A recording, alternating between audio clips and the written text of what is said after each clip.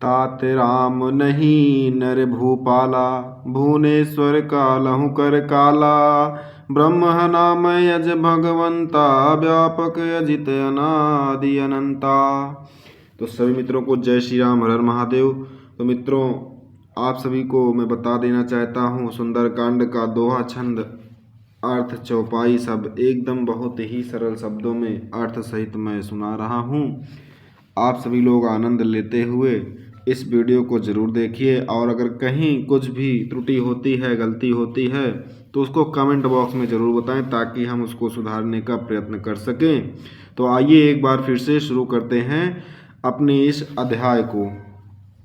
मंगल भवन अमंगल हारी, त्रिबहु सुदशरथ अजिर बिहारी।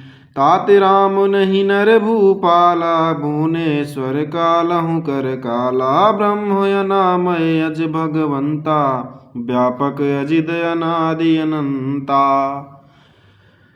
शंकर भगवान पार्वती जी को समझाते हुए कह रहे हैं कि हे तात, राम मनुष्यों के ही राजा नहीं हैं, वे समस्त लोकों के स्वामी और काल के भी काल हैं। वे संपूर्ण ऐश्वर्य, यश, श्री, धर्म, वैराग्य एवं ज्ञान के भंडार भगवान हैं। वे निरामय, विकार रहित, अजन्मा, व्यापक, अजय, अनादि और अनंत ब्रह्मा हैं। तो ठीक इसी प्रकार से आगे देखेंगे हम लोग। गोद जुधेनु देव हितकारी, कृपा सिंधु मानुष तनुधारी। जन रंजन भंजन खल भ्राता, वेद धर्म रक्षक सुनु भ्राता। उन कृपा के समुद्र भगवान ने पृथ्वी, ब्राह्मण, गौ और देवताओं का हित करने के लिए ही मनुष्य शरीर धारण किया है। हे भाई सुनिए, वे सेवकों को आनंद देने वाले, दुष्टों के समूह का नाश करने वाले और वेद तथा धर्म की रक्षा करने वाले हैं। यह सब जो है विभीषण अपने भाई रावण को समझा रहा है। ताहि बयारु तजय नायउ माथा, प्रणतारित भंजन रघुनाथा। देहुनाथ प्रभु कहु भय देहि, भजहु राम बिनु हेतु सनेही। बैर त्याग कर उन्हें मस्तक नवाइए, वे श्री रघुनाथ जी शरणागत का दुख नाश करने वाले हैं। हे नाथ, उन प्रभु सर्वेश्वर को जानकी जी दे दीजिए, और बिना ही कारण स्नेह करने वाले श्री राम जी को भजिए। शरण गए प्रभु ताहु न त्यागा, विश्वद्रोह कृत अघ जेहि लागा। जासु नाम त्रयताप न सामन, सोई प्रभु प्रगट समुझ जिय रावण। जिसे संपूर्ण जगत से द्रोह करने का पाप लगा है, शरण जाने पर प्रभु उसका भी त्याग नहीं करते। जिसका नाम तीनों तपों का नाश करने वाला है, वे ही प्रभु भगवान मनुष्यों में प्रकट हुए हैं। हे रावण, हृदय में यह समझ लीजिए। यह बात रावण को भी पता थी कि भगवान ने मनुष्य रूप धारण किया है, लेकिन उसकी बुद्धि भ्रष्ट हो गई थी उस समय। बार बार पद लाग्यहु, विनय करहु दस शीस। परिहरि मान मोह मद, भजहु कौशलाधीश। हे दस शीस, मैं बार बार आपके चरणों लगता हूँ और विनती करता हूँ कि मान, मोह और मद को त्याग कर आप कौशलपति श्री राम जी का भजन कीजिए। मुनि पुलस्त निज शिष्य सन, कही पठई यह बात। तुरत सोमय प्रभु सन कही, पाए सुअवसर तात। मुनि पुलस्त जी ने अपने शिष्य के हाथ यह बात कहला भेजी है। हे तात, सुंदर अवसर पाकर मैंने तुरंत ही वह बात प्रभु आप से कह दी है। माल्यवंत यति सचिव सयाना, तासु बचन सुनियति सुख माना। तात अनुज तव नीति विभूषण, सौर धरहु सो कहत विभीषण। माल्यवंत नाम का एक बहुत ही बुद्धिमान मंत्री था। उसने उन विभीषण के वचन सुनकर बहुत सुख माना और कहा, हे तात आपके छोटे भाई नीति विभूषण, नीति को भूषण रूप में धारण करने वाले अर्थात नीतिमान हैं। विभीषण जो कुछ कह रहे हैं उसे हृदय में धारण कर लीजिए। और आगे देखिए, बहुत ही बढ़िया लाइन है। रिपुत करस कहत सठ दो, दूर न करो यहाँ है को, माल्यवंत गृह गयो बहोरी, कहाँ विभीषण पुण्य कर जोरी।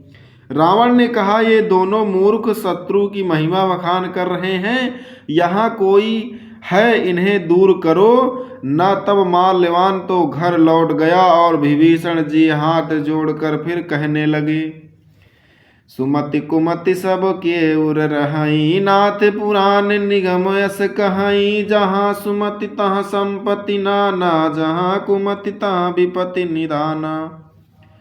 हे नाथ, पुराण और वेद ऐसा कहते हैं कि सुबुद्धि अच्छी बुद्धि और कुबुद्धि खोटी बुद्धि सबके हृदय में रहती है। जहाँ सुबुद्धि है वहाँ नाना प्रकार की संप्रदाएं सुख की स्थिति रहती है, और जहाँ कुबुद्धि है वहाँ परिणाम में विपत्ति दुख रहती है।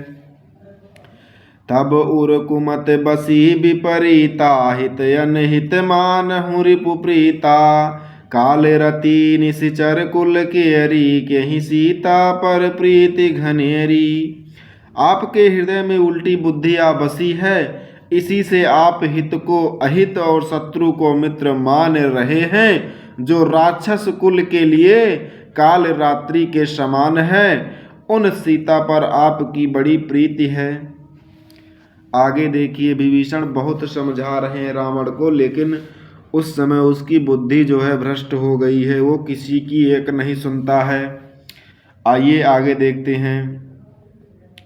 तात चरण गही माग्यो राख्यो मोर दुलार, सीता देहु न राम कहूँ अहित न हो तुम्हार। हे तात, मैं चरण पकड़कर आपसे भीख मांगता हूँ, विनती करता हूँ कि आप मेरा दुलार रखिए, मुझ बालक के आग्रह को स्नेह पूर्वक स्वीकार कीजिए। श्री राम जी को सीता दे दीजिए जिसमें आपका अहित न हो। बुध पुराण श्रुति सम्मत बानी, कही विभीषण नीति बखानी, सुनत दशानन उठा रिसाई, खल तो ही निकट मृत्यु अब आई। विभीषण ने पंडितों पुराणों और वेदों द्वारा सम्मत अनुमोदित वाणी से नीति बखान कर कही, पर उसे सुनते ही रावण क्रोधित होकर उठा और बोला कि रे दुष्ट, अब मृत्यु तेरे निकट आ गई है। जियसि सदा सठ मोर जियावा, रिपुकर पक्ष मूढ़ तो ही भावा, कहसि नखल यस को जग माही, भुज बल जाहि जिता मैं नाही। अरे मूर्ख, तू जीता तो मैं सदा मेरा जिलाया हुआ, अर्थात मेरे ही अन्न से पल रहा है, पर हे मूढ़ पक्ष, तुझे शत्रु का ही अच्छा लगता है। अरे दुष्ट, बताना जगत में ऐसा कौन है जिसे मैंने अपनी भुजाओं के बल से जीता ना हो। ऐसा रावण जो है अपने भाई विभीषण को ललकारते हुए कह रहा है। आगे देखिए, ममपुर बसि तपसिन पर प्रीति, सठ मिलु जाय तिनहि कहो नीति, अस कहीं कीन्ह सि चरण प्रहारा, अनुज गए पद बारहि बारा। मेरे नगर में रहकर प्रेम करता है तपस्वियों पर, मूर्ख उन्हीं से जा मिल और उन्हीं को नीति बता। ऐसा कहकर रावण ने उन्हें लात मारी, परंतु छोटे भाई विभीषण ने मारने पर भी बार बार उसके चरण ही पकड़े। आजकल तो कोई गाली दे देता है तो लोग उसको तुरंत गोली मारने पर तुलाते हैं, लेकिन रावण ने अपने छोटे भाई को केवल लात से मारा था। फिर भी विभीषण ने यह सोचकर उनके पैर बार बार पकड़े कि अब से ये सत्य की राह पर आ जाएं, लेकिन उनके सर पे काल सवार था। आगे देखिए, उमा संत कई है बड़ाई, मंद करत जो करहि भलाई, तुम पितु सरिस भले मोहि मारा, राम भजे हितनाथ तुम्हारा। और आगे बहुत ही बढ़िया अर्थ है। शिव जी कहते हैं, हे उमा, संत की यही बड़ाई महिमा है कि वे बुराई करने पर भी बुराई करने वाले की भलाई ही करते हैं। विभीषण जी ने कहा, आप मेरे पिता के समान हैं, मुझे मारा तो अच्छा ही किया, परंतु हे नाथ, आपका भला श्री राम जी को भजने में ही है।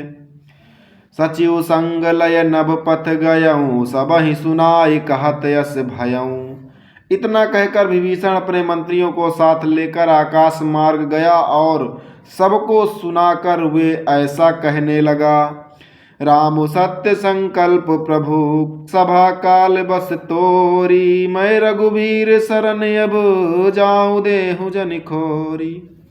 श्री राम जी सत्य संकल्प एवं सर्वसमर्थ प्रभु हैं, और हे रावण, तुम्हारी सभा काल के बस में है, अतः मैं अब श्री रघुवीर की शरण जाता हूँ, मुझे दोष न देना। वह श्री राम जी के पास जाने के लिए भी आज्ञा लेकर ही गए हैं।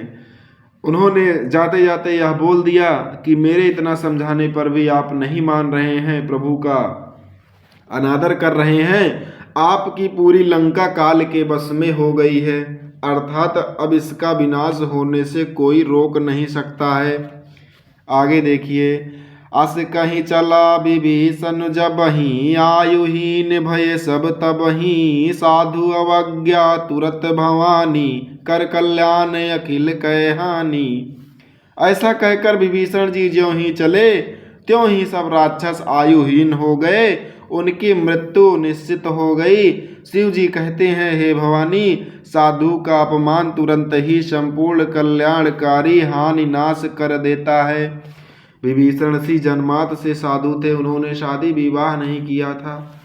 एक तरह से मान लीजिए तो सन्यासी का रूप धारण करके केवल भगवान के दर्शन पाने के लिए इतना दिन तक जीवित थे, क्योंकि उनको ब्रह्मा जी से वरदान मिला था कि आपको भगवान के दर्शन एक दिन जरूर होंगे। इसी आस में वे जिंदा थे। अब प्रभु से मिलने का टाइम आ गया है। आइए आगे देखते हैं।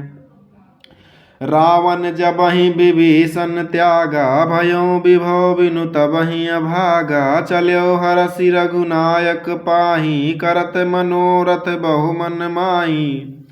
रावण ने जिस क्षण विभीषण को त्यागा, उसी क्षण वह भागा वैभव ऐश्वर्य से हीन हो गया।